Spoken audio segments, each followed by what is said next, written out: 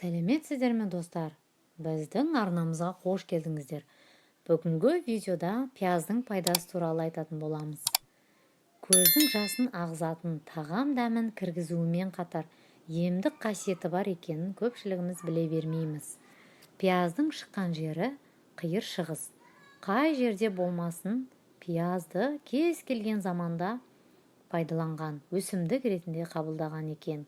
Ерте заманда римдік адамдар және гректер жауынгерлеріне пиязды беріп отырған екен. Пияз оларға күш-қуат беріп, батылдық беріп, және жарақат алған жерін жазатын шипалы қасиетті керемет өсімдік деп есептеген.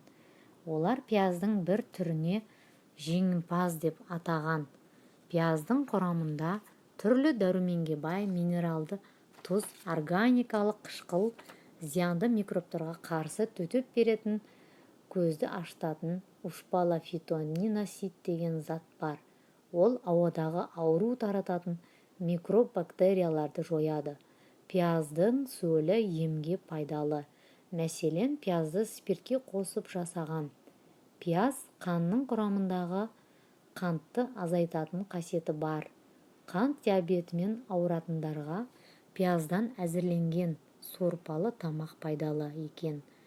Сонымен қоса бүйрегінде тасы бар сырқаттарға пияздың бір ас қасық сөлін күніне 2-3 рет ішуге кеңес береміз. Ол пайдалы. Егер де мұрнынан су ағып, тамағы қызарып ауырған кезде пияз сөлін тамызады. Бұл дұрыс емес. Себебі қызарып, бөртіп тұрған сілекей қабығын пияз сөлін одан әрі асқындырып жібереді. Оның орнына пияз сөлін шәйнектегі ыстық суға қосып, булап емдеген дұрыс. Өте пайдалы. Пияздың емдік қасиетін 15-20 минут сақталғандықтан тезірек пайдаланған абзал.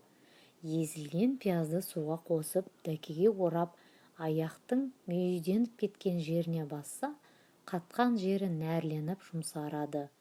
Іріңдегі жараға үсіген жерге басып қоюға да болады.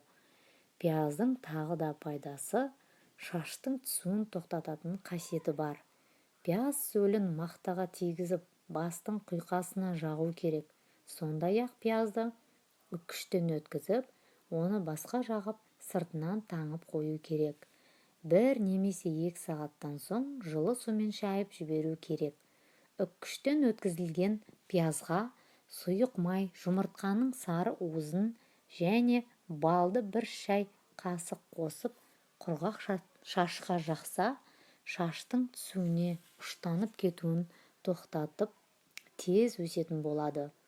Апельсин мен лимонға қарағанда пияздың құрамында аскорбин қышқылы көп. Қазіргі таңда жер жүзінде пияздың 400-ден аса түрі бар. Пияздың кез келген жыл айларында пайдалануға болады. Пияз қабығының қайнатпасы мына ауруларға ем. Тыңдаңыз. Пияздың қабығы бірталай дертке дауа. Пияздың емдік қасиетін көпшілігі біледі. Суықтан ауырғанда көбірек пияз жейміз. Мұрыннан су аққанда пияздың сөлін тамызамыз. Сонымен қоса тағы да жүрек пен бүйрек ауруларына пияздың пайдасы бар. Ал пияздың қабығы туралы айта кетсек, оның емдік қасиеті орасан зор екенін естіген бе едіңіз? Сізге таңсық тақырып болса тыңдаңыз. Пияздың қабығы Е, В, С, Е дәрумендеріне және де калий, магний, темір, мырыш, күкірт элементтеріне өте бай. Сонымен қатар құрамындағы каротин сынды заттың арқасында вирусқа, инфекцияға қарсы күресетін күшке ие. Пияздың қабығы терінің саулығын жақсартады, әрі сізді жасартады.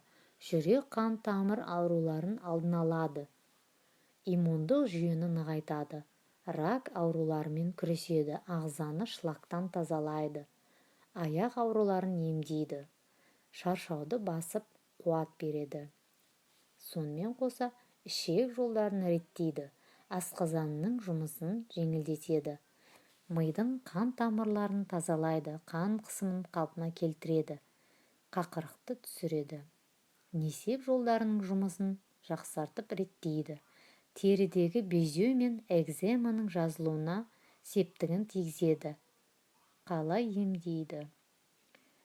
Бүйректі емдеу үшін 2 ас қасық ұсақталған пияздың қабығын 2 стақан суға салып отқа қоясыз. Бір қайнатып шыққан соң қақпағын жауып қойыңыз. Шамамен 30 минуттан соң тұнбаны сүзіп алып, 1 ас қасықтан күніне 5 рет ішу керек. Екіншісі, қан қысымы жоғарылаған кезде пияз қабығынан шай демдеп ішіңіз. 1 стақан қайнаған суға 1 ас қасық ұнтақталған қабықты саласыз. 15-20 минуттан соң сүзіп алып, шай ретінде ішесіз. Бұл шай қан қысымын реттейді, сіңірдің тартылуын қойдырады, ісінуін болдырмайды. Бас ауруынан айығасыз, қан тамырларды тазалайды. Үшіншісі, қанның құрамындағы холестериннен құтылғыңыз келсе, ол үшін 1 ас қасық ұнтақталған қабықты 1 стақан араққа саласыз. 2 аптадай күн тимейтін жерге тоңдырып қою керек. 30 минуттан соң тұнбаны сүзіп алып, 20 тамшы өсімдік майын қосасыз. Дайын болған тұнбаны 2 апта бойы тамақтан 30 минут бұрын қабылдайсыз. Төртіншісі, жүрек ауруын емдеу үшін 2 ас қасық пияздың қабығын 2-ден 1 бөлігін, ас қасық бақбақ, яғни одуванчик тамырын және 2-ден 1 бөлік ас қасық мыңжапырақ, яғни тысячелистник шөбін араластырыңыз. 1,5 литр суға салып тоңдырып қоясыз. 15-20 минуттан соң сүзіп алып, 150 мл-ден ішесіз. Бұл тұнбаны 1 сағат тамақтан бұрын ішесіз. 10 күн ішу керек. Біздің видеомызды және жақындарыңызбен және достарыңызбен бөлісіп қойыңыздар. Және каналға жазылып, лайк басуды ұмытпаңыздар. Ем болсын, достар.